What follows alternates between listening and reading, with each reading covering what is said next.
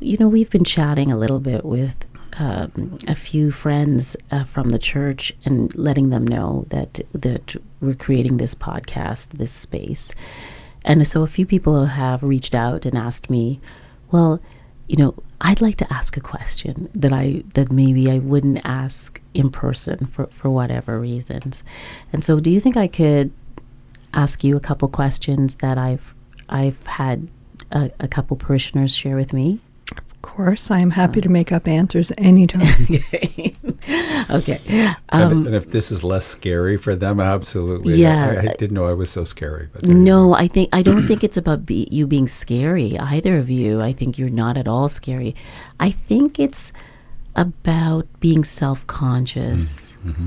I think it's about people feeling like, is there something not right with me for wondering about this? Does everybody else get this, but I don't? Mm-hmm. And also because, often, unless you make an appointment to see one of you privately, you're typically there with other people. Mm-hmm. And so sometimes you don't want to share your most intimate concerns or worries.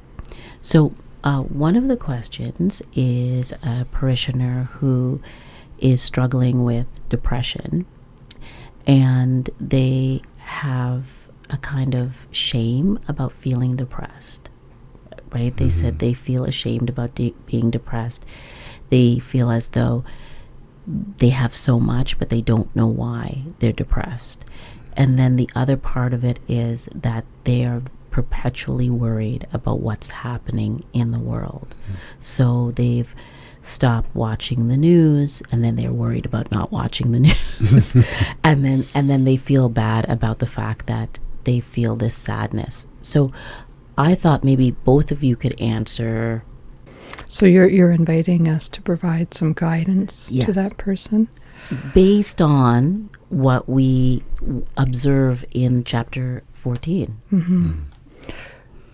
So we know from numerous studies that mental health challenges often result from a lack of spiritual practice and a lack of spiritual connection. We find that in order to be open and awakened to the world and to be healthy, there are certain practices in which we can engage. Prayer is one. Prayer is building our relationship with the divine. Singing, engaging in creative pursuits, whether it's artwork or musical, whether it's dance, writing poetry, walking in nature, which we've talked about, meditation. That's my personal go-to. I believe that because I intentionally meditate each day, I have been able to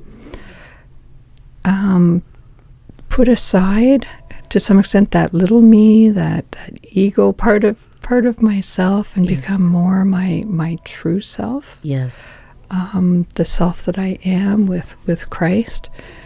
And that has enabled me to engage with the world and to see the beauty in the world and the truth in the world. Because the news, that's only a little bit of life. Yes.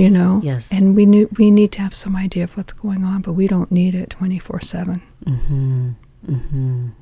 There was a woman named Cheryl Gaver who's a United Church minister, and one of the things that she said that really stuck with me is that it's news because it's exceptional, because that's not what most people's life experience is. Most people are loving and kind and helpful, and the things that make the news are often negative because they're not. And because they're exceptions to the norm. That's right. Oh, I love that. I also love the fact that she was a minister at our church at St. Cuthbert's for years, and she related so well to young people, especially youth, because she was unique as well. So yes. The fact that she's talking about exceptional, she was exceptional, and she connected with these young people so amazingly well. The only other thing I might add to what Sue Ann said, because I think she said almost everything that I could think of, was that people who are struggling with life and are feeling depressed, or at least feeling down, we did talk before about engaging in community, but healthy community, and doing things that are helpful to other people.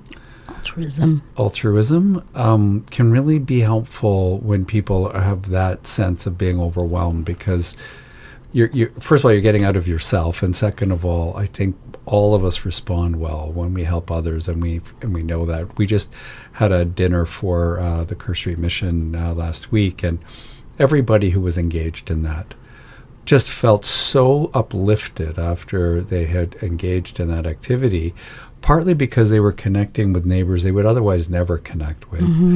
And just that they worked together as a community as well, so they got to know each other better. But it just took them away from what they had been dealing with every day, all day. But it put them in a very healthy space, doing something very helpful for people who really needed their help. Well, it makes you feel alive, and to feel and see someone else benefiting from your service. That does not cost money. It costs your time and your presence. I think people feel good when they do that because they feel like they have a real sense of purpose. Yes. They have a worthiness of value, because what I just did helped these other people in a really important way. Therefore, I feel much better about me. I think it's also about living in the now. Yes. When you're engaged in assisting somebody else, you're paying attention to who they are in the moment, their current situation. And spiritual practices are designed to keep us in the current moment, to allow us to let go of what we might have been ruminating about, all those things that we lamented that we should have done differently, could have done better, or whatever, or worrying about the future, what might happen, which likely won't, but what might happen. Yes, and that you can't control. And that you can't control. But to stay in the present, I mean, that's where our comfort is. That's where we can experience joy and peace. And I think that part of the reason why nature is so healing is because when we're in nature, we're often in the moment. We're marveling at the beauty of the flowers and how birds can fly and the majesty of the trees and how everything works together. Yes. So we're not ruminating and we're not worrying. We're living in the moment. In the moment.